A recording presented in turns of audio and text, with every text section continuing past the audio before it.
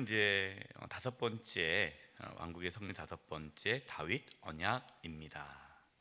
오늘 그 유명한 다윗 언약에 대한 말씀이 나옵니다. 근데 제가 한번 물어보겠습니다, 여러분. 다윗이 뭔가 잘해서 하나님께서 다윗과 언약을 맺은 걸까요? 아니죠. 잘해서 언약을 맺은 것이 아니다라는 겁니다. 하나님께서 다윗과 언약을 맺는 것은 은혜예요, 은혜. 하나님께서 저와 여러분을 하나님의 자녀 삼아준 것도 은혜죠. 우리가 잘해서 하나님의 자녀가 된 건 아니지 않습니까? 근데 우리는 살다 보면서 어릴 때부터 우리는 뭔가 배워왔어요. 뭘 배워왔느냐? 뭔가 열심히 해야 복을 받는다라는 걸 배워왔기 때문에 내가 뭔가 하나님을 위해서 뭔가를 해야 또 하나님께서 우리에게 복을 준다라는 그것이 기본적으로 깔려 있어서 신앙생활을 그렇게 하는 분들이 있습니다. 그래서 오늘 말씀을 통해서 정말 우리가 어떻게 하나님께서 기뻐하는 신앙의 모습을 가질 수 있을까에 대해서 말씀을 나누겠습니다. 중요한 거는 우리가 어떠한 태도를 가지고 하나님을 섬기느냐가 중요합니다. 지난 주일에도 하나님 우리의 마음을 보신다고 했는데 중심을 보시는 하나님, 우리가 어떠한 마음을 가지고 우리가 어떠한 태도를 가지고 하나님을 섬기느냐가 참 중요합니다. 그냥 겉으로 보기에는 똑같이 열심을 내죠. 열심히 하나님을 섬기는데 그 일 자체가 중요한 것이 아니라 그분이 어떠한 마음의 태도를 갖고 열심히 하느냐가 중요한 거예요. 그래서 오늘 말씀을 통해서 우리 마음의 태도가 바르게 재조정될 수 있기를 바랍니다.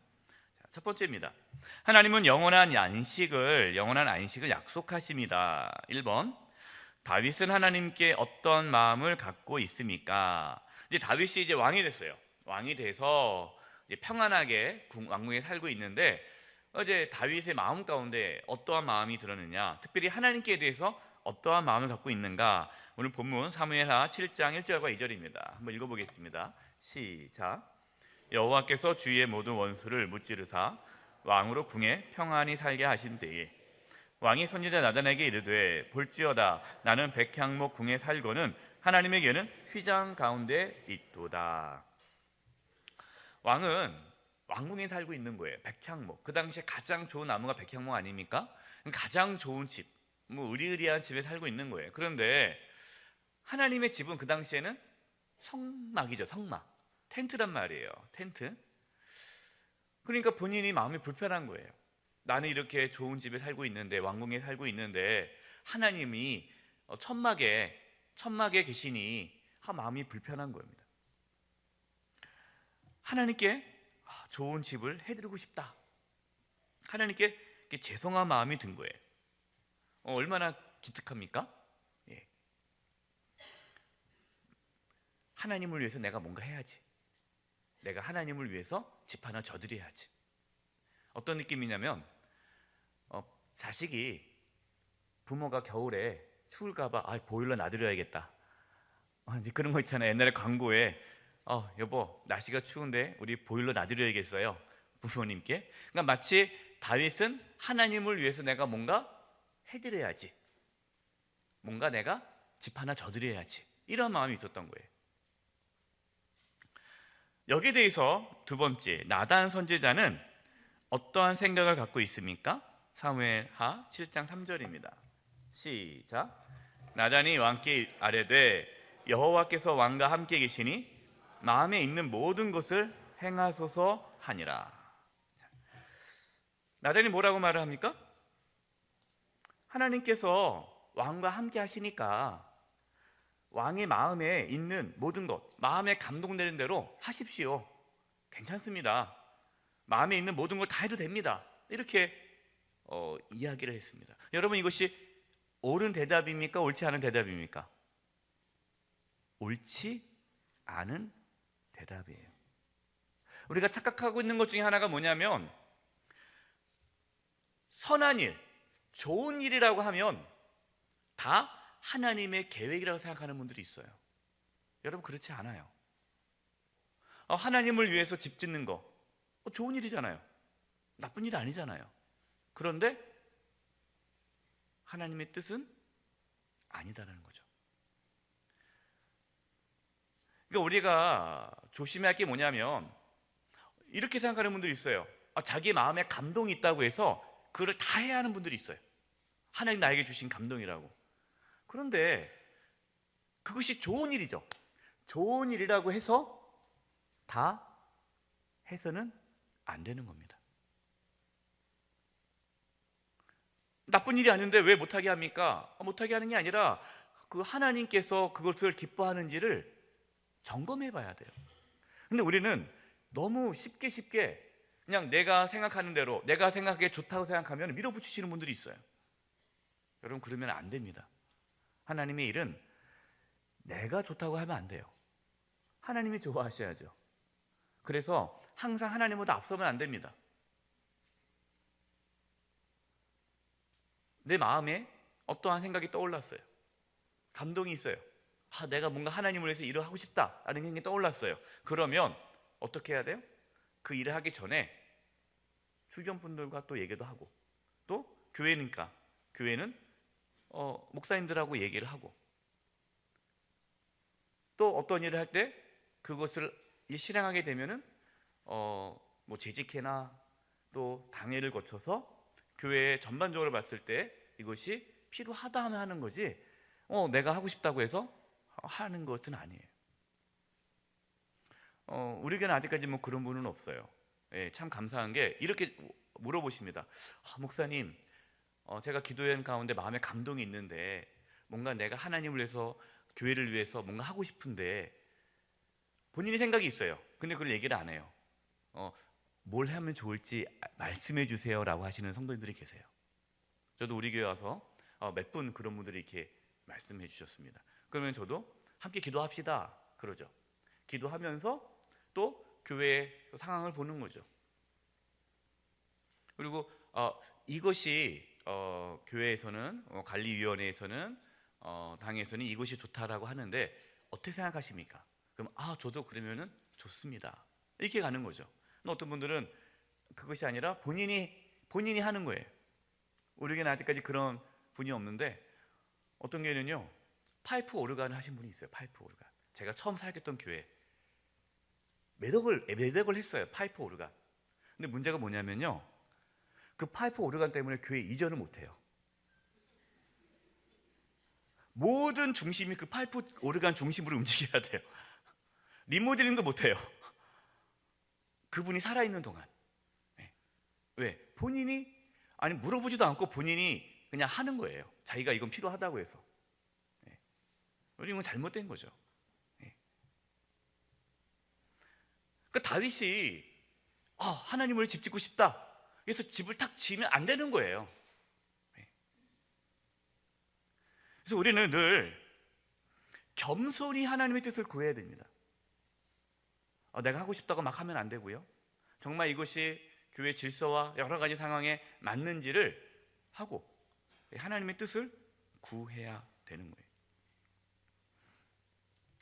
세 번째, 하나님의 집을 짓고 싶다는 다윗에게 하나님은 어떻게 반응하십니까? 사무엘하 7장 5절에서 7절입니다. 읽겠습니다. 시작. 가서 내 종 다윗에게 말하기를, 여호와께서 이와 같이 말씀하시되 내가 나를 위하여 내가 살 집을 건축하겠느냐? 내가 이스라엘 자손을 애굽에서 인도하여 낸 날부터 오늘까지 집에 살지 아니하고 장막과 성막 안에서 다녔나니, 이스라엘 자손과 더불어 다니는 모든 곳에서 내가 내 백성 이스라엘을 먹이라고 명령한 이스라엘 어느 지파들 가운데 하나에게 내가 말하기를, 너희가 어찌하여 나를 위하여 백항목 집을 건축하지 아니하였느냐고 말하였느냐? 여러분, 이 5절 말씀에 보면 내가 살 집을 건축하겠느냐? 네가 나를 위하여 내가 살 집을 건축하겠느냐? 이 표현은요, 지금 하나님께서 다윗이 하나님을 위해서 집을 짓는다고 하니까 좋아가지고 야, 고맙다. 야, 너밖에 없다. 야, 날 생각하는 사람은 너밖에 없구나. 이런 표현이 아닙니다. 어떤 느낌이냐면,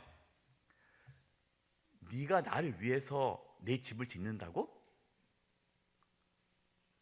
내가 뭐 집이 없어서 지금 안 짓고 있는 줄 아냐? 내가 뭐 집이 있어서 내가 그 집 때문에 내가 좋아할 것 같냐? 내가 모든 게 다 내 집인데, 내가 우주 만물에 하나님 계시잖아요.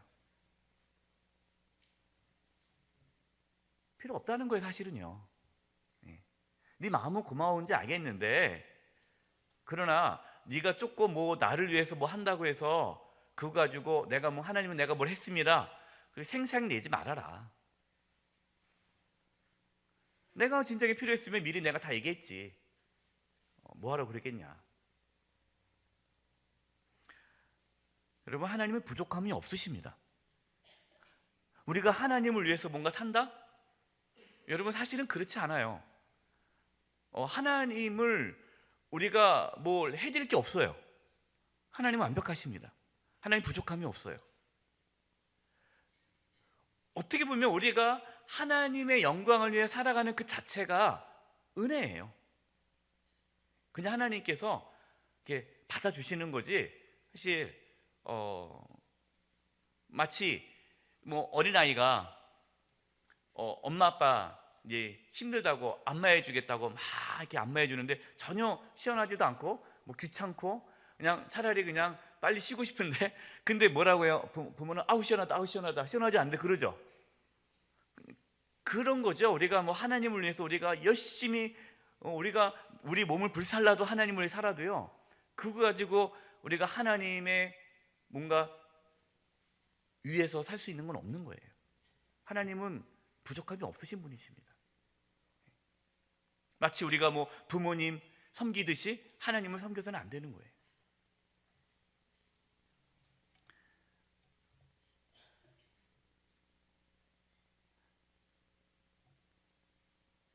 내가 하나님을 위해 무엇을 해도 여러분 그것으로 하나님의 은혜를 갚을 수 있어요, 없어요?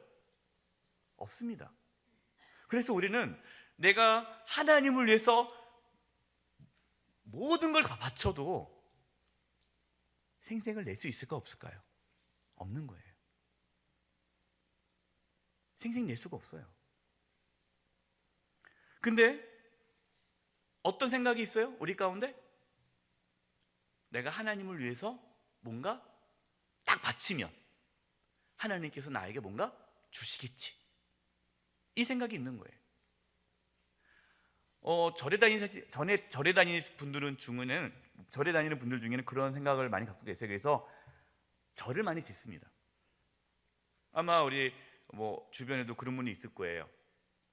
절을 탁탁 지어요. 절 하나 짓는데 엄청나게 돈이 많이 들어가거든요. 또 절을 왜 짓습니까? 절을 짓는 그 정도의 본인이 하면 부처님이 자기에게 이제 복을 준다고 생각하는 거예요. 이게 공로사상이거든요. 근데 신앙생활 그렇게 하시는 분들이 있어요. 그래서 뭐 내가 교회 하나 지으면 하나님께 나에게 복을 주시겠지. 내가 교회를 몇 개 지으면.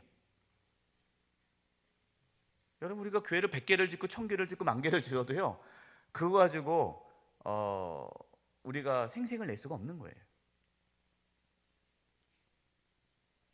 그러다 보니까 교회 안에서 목소리 커지는 거예요. 내가 교사를 몇 년 했다, 내가 찬양대 몇 년 했다, 내가 또 뭘 했다. 어떤 교회는요 그린드 피아노를 못 치워요, 오래됐는데. 왜냐면 기증한 분이 돌아가실 때까지는 그걸 버릴 수가 없는 거예요. 난리가 나요, 본인이 기증한 거. 그래서 어떤 목사님은요 아예 딱 봤는데요, 기증하고 5년 후에 폐기 처분할 수 있음, 이거를 받고 기증을 받는데요. 왜냐하면 그렇지 않으면 기증한 물건을 치울 수가 없으니까. 이거는 누가 기증한 거, 이거 누가 기증한 거. 그래서 어떻게 뺄 수가 없는 거예요. 망가져도 못 빼요. 그걸 고쳐야 되는 거, 계속. 그 돈이 더 들어가요. 근데 왜 그걸 못 치워요? 자기가 한 거기 때문에. 여러분, 이것이 올바른 신앙입니까? 그건 아니에요. 자기 만족이고 자기 과시고, 그걸 통해서 자기를 드러내는 거고, 그걸 통해서 뭔가 자기의 어떤 목소리를 주장하는 거죠. 여러분, 이것은 심한 말로 악입니다. 악. 차라리 하지 않는 게 죄를 덜 짓는 거예요. 이렇게 말씀드리니까 이제부터 나 이제 아무것도 안 해야겠다 그러지 마시고, 감동이 있으면 기도하시고 혼자 일을 저지르지 마시고 감동이 있으면 꼭 얘기를 하세요. 예, 그래서 얘기하면 교회에 얘기하고 당회해서 필요한 거, 예, 뭐 하셔야죠. 이렇게 하시고, 그리고 또 교회에서 다 돼서 이것이 처분하겠습니다 하면 그동안 써주셔서 감사합니다 그렇게 하셔야지, 그거 치우지 말라고 하면 안 돼요. 아직까지는 그런 분이 없으셔서 예, 감사한데요. 네 번째, 우리는 하나님 앞에 어떤 자로 서야 합니까? 누가복음 17장 10절입니다. 읽겠습니다. 시작.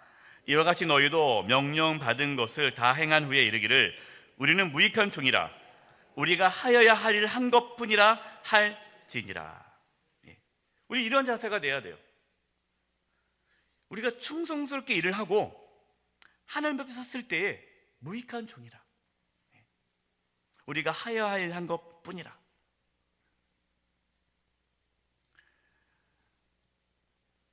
우리가 하나님을 위해 산 것이 아니라 하나님을 위하여 살아갈 수 있는 은혜를 그동안 입은 거예요. 여러분, 우리가 헌금하고 우리가 충성하고 우리가 이렇게 직분을 맡아서 섬길 수 있는 그 자체가 은혜 아닙니까? 그게 은혜인 거예요. 그것이 뭔가 나의 지분, 그것이 나의 어떠한 권리가 아니라 내가 그만큼 했는데, 여러분 이거는 우리의 신앙을 무너뜨려요. 그동안 쓰임 받은 것이 감사한 거죠.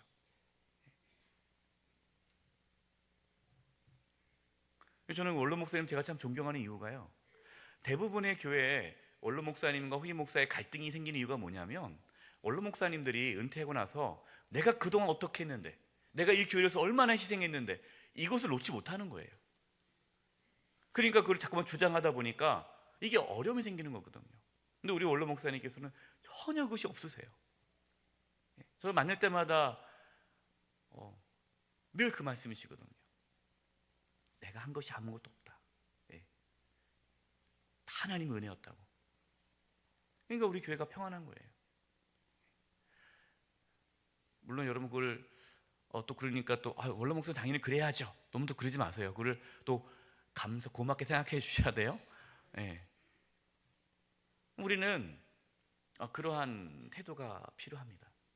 그래서 은퇴할 때 내가 그동안 교회를 위해서 희생했으니까 좀 알아주십시오 이것보다도 부족한 나를 그동안 이렇게 직분을 주셔서 섬길 수 있는 은혜 주심을 감사하는 마음으로, 그렇게 우리가 은퇴하는 거예요.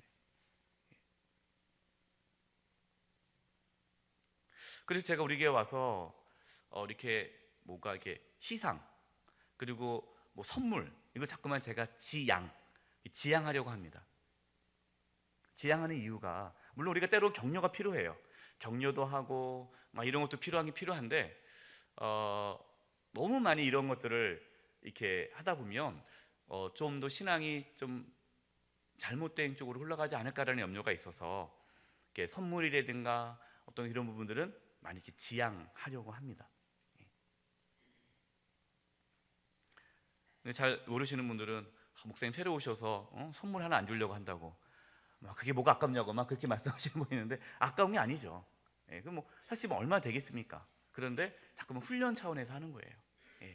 우리는 늘 받는 게 익숙하니까 전도하고도 뭐 전도 한 명 하면 또 뭐 받고, 뭐 성경 읽고 뭐 받고, 성경 공부하고 받고. 여러분 성경 공부하고 뭘 받아요? 성경 공부하고 감사해야지.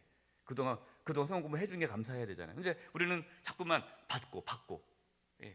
그래서 나 아닌데 왜 나 선물 안 주냐고 막 그러고, 그러면 되겠어요 안 되겠어요? 연말 되니까 뭔가 피로가 와닿죠. 혹시 목사님 올해 또 연말에 아무것도 안 주려는 거 아닌가 생각하실지 모르겠는데, 조금씩 이제 없애려고 그래요.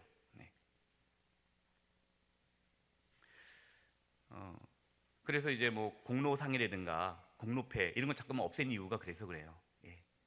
사실 다 공로가 있죠. 그러나 뭐 그거를 어떻게 그래서 자꾸만 이렇게 하나씩 이렇게 하는 겁니다. 그래서 그를 우리 성도님들께서 이해해 주시고 잘 따라와 주시면 감사할 것 같아요. 아멘? 네. 그래도 선물 받고 싶다 하신 분들은 저한테 얘기하세요. 제가 해드릴게요. 네. 제 사비로 해드릴게요. 네. 교회 예산은 가급적 우리가 선교하고 구제하고 그런 쪽으로 예산을 썼으면 좋겠어요. 5번째입니다. 하나님은 다윗에게 무엇을 베푸셨습니까? 사무엘하 7장 8절과 9절입니다. 읽겠습니다. 시작. 이스라엘 자손과 죄송합니다. 다시 사무엘하 7장 8절과 9절 시작. 그러므로 이제 내 종 다윗에게 이와 같이 말하라. 만군의 여호와께서 이와 같이 말씀하시기를 내가 너를 목장 곧 양을 따르는 데서 데려다가 내 백성 이스라엘의 주권자를 삼고 내가 가는 모든 곳에 내가 너와 함께 있어. 네, 내 모든 원수를 내 앞에서 멸하였은즉 거기까지요. 네.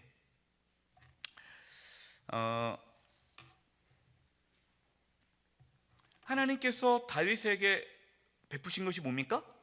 다윗이 어떤 사람이었어요? 양을 치는 사람이었잖아요. 양. 그런데 그를 왕으로 세우셨다라는 거예요. 여러분, 다윗이 양을 칠 때 하나님께 양을 많이 바쳐가지고 하나님 감동을 받아서 다윗을 왕으로 세웠습니까? 아니라는 거예요. 지금 하나님께서 말씀하신 게 뭐냐면, 야, 네가 나를 위해서 집을 짓는다고? 그것 때문에 내가 너 기뻐할 거 아니야? 아니야. 네가 그걸 하지 않으면 난 기뻐. 네가 나를 위해서 뭔가 해서 내가 너를 왕으로 세웠니? 아니지 않느냐. 너 뭐였냐? 너 목자였다. 양치는 사람이었다. 그런데 내가 너를 그냥 왕으로 세웠지 않았냐? 내가 받고 너한테 받고 내가 해준 거 있냐? 하나님의 은혜를 그렇게 값싸게 여기지 말아라. 집 하나 줬다고 그걸로 내가 은혜 갚았어요 하나님? 나 이제는 마음에 빚 없습니다. 이렇게 그런 마음으로 집지 생각하지 말아라. 하나님의 은혜는 갚을 수 없다. 이걸 말씀하시는 거예요. 여러분, 우리는 하나님 은혜를 갚을 수 없습니다. 갚을 수 없어요. 하나님 은혜가 너무나 감사해서 우리가 그 은혜에 감사하면서 살아가는 거지, 그것이 하나님의 은혜를 갚는 행위가 될 수는 없어요. 내 몸을 불사른다 할지라도, 내가 평생 선교사를 산다 할지라도 하나님의 은혜를 갚을 수가 없습니다.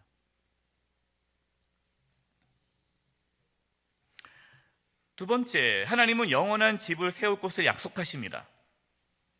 여기 이게 중요해요. 하나님은 다윗에게 이제 어떤 언약을 맺으십니까? 7가지 계속 언약을 맺으시는데, 이 언약이 집을 짓지 않았는데 언약을 주신 거예요. 만약에 하나님이 다윗이 네가 나를 집을 짓는다고, 고맙다, 그래, 집 하나 줘라, 주면 내가 이러한 언약을 하겠다. 여러분, 만약에 하나님 이런 분이시라면요, 저는 그런 하나님 안 믿습니다. 이건 세상적인 신이에요, 신. 그 당시 이 다윗 왕 이 시대에는 왕들이 어떻게 했느냐? 왕들이 신을 위해서 신전을 지어요, 크게. 그러면 신이 자기를 위해서 신전을 지어준 그 왕이 기특해서 그 왕에게 복을 내려줘요. 이것이 그 당시에 이 당시에 왕이 신을 섬기는 이유였어요. 근데 하나님은 그렇지 않은 분이시죠. 하나님을 위해서 아무것도 하지 않았는데 그냥 왕으로 세워주셨고, 그냥 일방적인 언약을 세운 거예요. 저와 여러분이 그렇게 하나님의 자녀가 되었습니다. 우리가 한 게 없지만 우리는 하나님의 그 은혜를 그냥 받은 거예요. 어떤 언약을 맺습니까? 9절 보겠습니다. 9절 그 하반부입니다. 시작. 땅에서 위대한 자들의 이름같이 내 이름을 위대하게 만들어 주리라. 다윗의 이름을 위대하게 만들어 주겠다라고 언약하셨어요. 여러분, 이것이 이루어졌습니까? 안 이루어졌습니까? 이루어졌죠. 지금도 이스라엘 국기가 별이 있죠. 그게 무슨 별입니까? 다윗 별이에요. 그 별을 왜 집어넣습니까? 다윗과 같은 지도자가 나오기를 지금도 이스라엘 백성들은 바라요. 이스라엘 역사 중에서 가장 위대한 지도자를 뽑아라, 그럼 다윗입니다. 지금도 많은 사람들이 데이빗 이름 짓고 있지 않아요. 그렇죠? 다윗이 이름을 많이 짓잖아요. 이름이 좋으니까. 두 번째 10절입니다. 10절 읽겠습니다. 시작.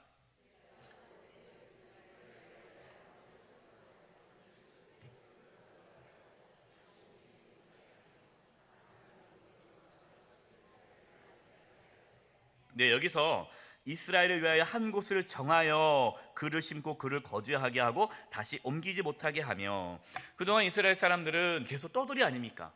원래 그 히브리라는 단어는요, 떠돌이에요, 떠돌이. 그러니까 히브리 민족이다라는 것은 심한 말로 떠돌이 거짓대, 이것이 그 뜻이에요. 그러니까 히브리 민족이라는 것은요, 좋은 표현이 아닙니다. 예. 원래 이스라엘 백성들은 떠돌이에요. 그런데 하나님께서 한 곳, 이스라엘, 이제 가나안 땅에 하나님께서 예루살렘을 중심으로 한 그 땅에 거주하게 하겠다, 한 곳에 정착하게 하겠다. 그러면서 세 번째, 악한 종류로 전과 같이 그들을 해하지 못하게 하여, 이스라엘 백성들이 애굽에서 종류로 됐잖아요. 그렇게 안 하도록 억압받지 않게 해주겠다라는 겁니다. 11절 시작.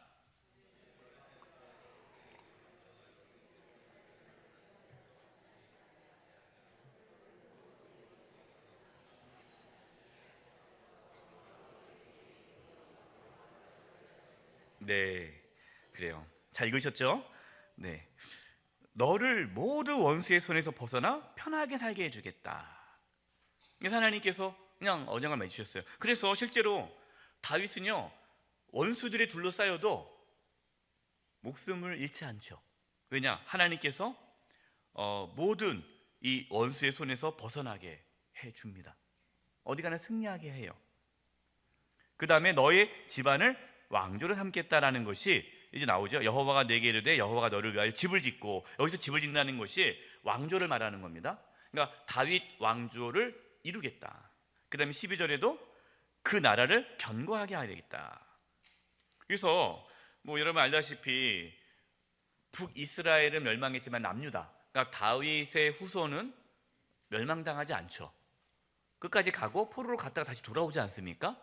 그래서 지금도 이스라엘 백성들을 유대인이라고 하죠. 유대인. 왜 유대인이에요? 유다 백성 후손이니까. 그 유다의 손이 다윗이잖아요. 그렇기 때문에 지금 이스라엘은 다윗의 후손들인 거예요. 그렇기 때문에 다윗의 그 후손이 계속해서 이어지는 거죠.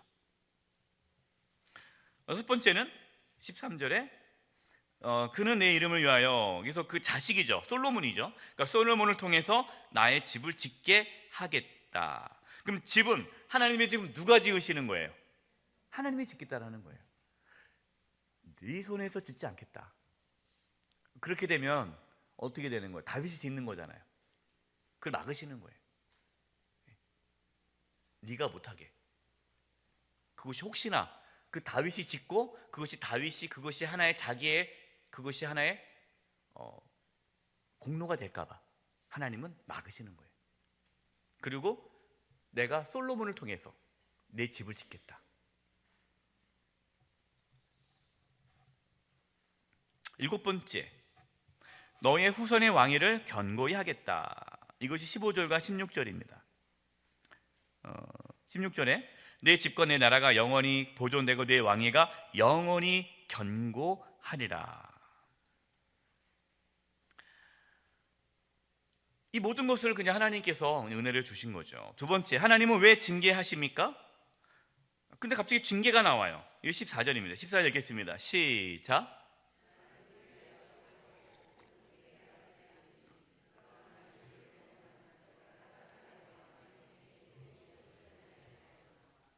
네, 하나님께서 왜 징계하십니까? 아버지시니까, 부모니까, 아버지시니까 징계한다는 거예요. 사랑하니까. 여러분, 부모가 자식을 사랑하니까 자식이 잘못된 길을 걸어가면 징계하지 않습니까? 이게 당연한 거죠. 아니, 남의 자식 뭐 혼냅니까? 그럴 필요 없잖아요. 남의 자식 혼내면 안 되죠. 다 자식이니까, 사랑하니까. 그래서 사랑의 매와 인생의 채찍을 댄다. 그래서 하나님이 다윗이 범죄했을 때 다윗을 징계하십니다. 또 솔로몬이 범죄할 때 솔로몬을 징계하죠. 그래서 결국 솔로몬이 범죄함으로 솔로몬 그 아들 때에 나라가 나눠지지 않습니까? 분열되잖아요. 북이스라엘과 남유다로. 북이스라엘과 남유다로 나눠진 이유는요, 솔로몬의 죄악 때문이에요. 이 징계예요. 하나님은 절대 저와 여러분을 포기하지 않습니다. 사랑하시기 때문에 때로 징계도 하세요. 세 번째, 하나님의 언약은 어떻게 이루어졌습니까? 누가복음 1장 32, 33절 읽겠습니다. 시작. 보라, 내가 잉태하여 아들을 낳으리니 그 이름을 예수라 하라. 그가 큰 자가 되고 지극히 높으신 이의 아들이라 일컬어질 것이요 주 하나님께서 그 조상 다윗의 왕위를 그에게 주시리니 영원히 야곱의 집을 왕으로 다스릴 것이며 그 나라가 무궁하리라. 아멘. 이 다윗의 언약이 언제 성취됩니까? 예수님이 오심으로 성취되는 거예요. 예수님께서 다윗의 후손 아닙니까? 예수님이 영원한 왕이시잖아요. 그래서 다윗의 왕위가 영원히 지속되는 거예요. 예수 그리스도를 통해서.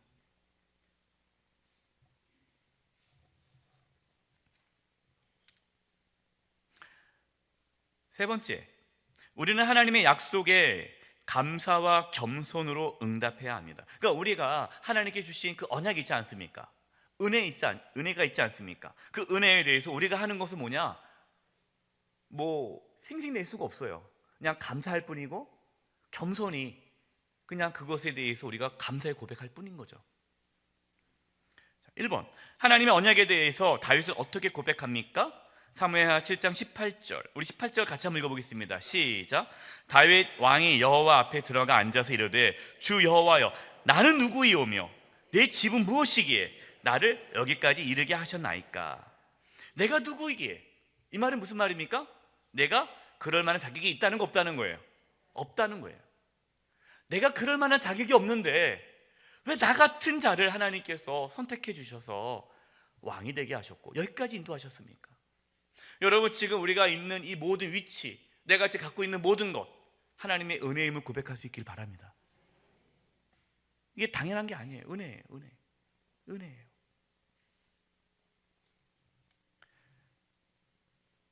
19절, 주 여호와여, 주께서 이것을 오히려 적게 여기시고, 뭘 적게 여긴 거예요? 자기가 왕이 된 것을 적게 여긴 거예요. 그것뿐만 아니라 이제는 종의 집에 있을 먼 장래의 일까지도 말씀하셨나이다. 네 후손을 통해서 왕위가 영원토록 지속될 것이다 라는 그걸 말씀해 주셨잖아요. 주 여호와여, 이것이 사람의 법이니이다. 주 여호와는 주의 종을 아시오니 다윗이 다시 주께 무슨 말을 하오리까? 할 말이 있다는 거 없다는 거예요. 할 말이 없다. 할 말이 없는 거예요. 그 말은 뭡니까? 내가 하나님한테 뭔가 이렇게 내세울 만한 게 없는 거예요. 여러분, 정말 하나님의 은혜를 아는 분들은요, 교회에서 할 말이 없는 분이에요. 근데 하나님의 은혜를 모르면 교회에서 말이 많아요. 할 말이 많아요. 내 생각은, 그러면서 막 따지고 자기 권리를 주장하고. 여러분, 이것은 정말 하나님의 은혜를 경험하지 못한 분이에요. 교회 내에서 불평, 불만 그럴 수가 없죠. 어디에 다 감사한데, 이래도 감사하고 저래도 감사하고, 떡을 줘도 감사하고 빵을 줘도 감사하고. 근데 왜 떡 주냐, 왜 빵 주냐, 왜 이거 하냐, 왜 이러냐 저러냐, 이게 너무 많은 거예요. 그래서 교회에서 뭐 하려면요 너무너무 힘들어요. 왜요? 다 달라요. 생각이 다 다르니까, 이렇게 하면 이 사람이 왜 그렇게 하냐, 또 이렇게 하면 이 사람이 왜 그렇게 하냐, 다 주인인 거예요. 그래서요, 교회에서 공사할 때요, 공사하시는 분들이 다시는 교회 일을 안 한다고 그래요. 왜 그러냐? 모든 성도가 다 주인처럼 얘기를 해요. 그러니까 이래도 욕먹고 저래도 욕먹는 거예요. 교회 리모델링 하잖아요? 그럼 교회 싸움 납니다. 왜? 다 생각이 다르거든요. 왜 이렇게 했냐, 저렇게 해야지. 그러니까 교회가 건축되면요, 교회가 쪼개져요. 자기 방식대로 교회 앉으면 다 사단 나는 거예요. 그래서 아직까지 우리가 뭔가 공사를 안 하고 있는데, 차라리 공사 안 하는 게 낫죠. 그래도 할 수밖에 없지 않습니까? 여러분, 이제 교회에서 공사를 할 때 자기랑 좀 뜻이 안 맞더라도 그 전에 좀 의견을 내세우고 맞지 않다면 뭐 뜻이 있겠지 하고 그냥 조용히 있기를 바랍니다. 예, 이게 하나님의 은혜를 경험한 자예요. 물론 그렇다고 해서 그냥 가만히 있지 말고 좋은 의견을 제시하지만 자신을 위해서 일하지 말라는 거예요. 두 번째, 우리는 하나님 은혜와 사랑에 대해서 어떻게 반응하십니까? 결론인데요, 고린도전서 15장 9절과 10절입니다. 같이 읽겠습니다. 시작. 나는 사도 중에 가장 작은 자라. 나는 하나님의 교회를 박해하였으므로 사도라 칭함받기를 감당하지 못할 자니라. 그러나 내가 나된 것은 하나님의 은혜로 된 것이니 내게 주신 그의 은혜가 헛되지 아니하여 내가 모든 사도보다 더 많이 수고하였으나 내가 한 것이 아니요 오직 나와 함께 하신 하나님의 은혜로라. 아멘. 여러분, 이것이 하나님의 은혜를 경험하는 자의 태도예요. 하나님의 은혜를 경험하잖아요? 그러면 수고할 수밖에 없어요. 하나님을 위해 살고 싶어져요. 여러분, 귀한 거죠. 그래서 열심히 충성합니다. 그래서 직분도 받고 열심히 충성해요. 근데 열심히 충성하는데 그 다음이 중요해요. 그 다음이 중요한데, 그렇게 열심히 충성하고 뭐 해야 돼요? 잠잠해야 돼요. 하나님의 은혜임을 잊지 않아야 돼요. 내가 수고했지만 내가 한 것이 아니요 하나님의 은혜라. 충성한 것이 저와 여러분의 공로가 되지 않기를 바랍니다. 그것이 나의 뭔가 자랑이 되고 그것이 나의 지분이 되지 않기를 바라요. 내가 얼마나 했는데. 그러면 그동안 했던 모든 것이 다 무너지는 거예요. 우리는 충성하고 하나님 앞에 섰을 때 죄송합니다, 내가 더 충성하지 못해서 죄송합니다, 이것이 우리의 고백이어야 돼요. 늘 하나님 앞에 하나님 주신 그 은혜에 감사하며 감격하며 겸손히 충성스럽게 하나님을 섬길 수 있는 저 여러분 되기를 간절히 축원드립니다. 기도하겠습니다. 하나님 아버지, 부족한 저희들을 하나님의 자녀 삼아 주시고 직분 주시고 하나님을 위해 섬길 수 있도록 기회 주심을 감사합니다. 저희가 충성스럽게 사명 감당하며 모든 것이 하나님의 은혜입니다 고백하는 참된 신앙이 될 수 있도록 도와주시옵소서. 예수님의 이름으로 기도드립니다. 아멘.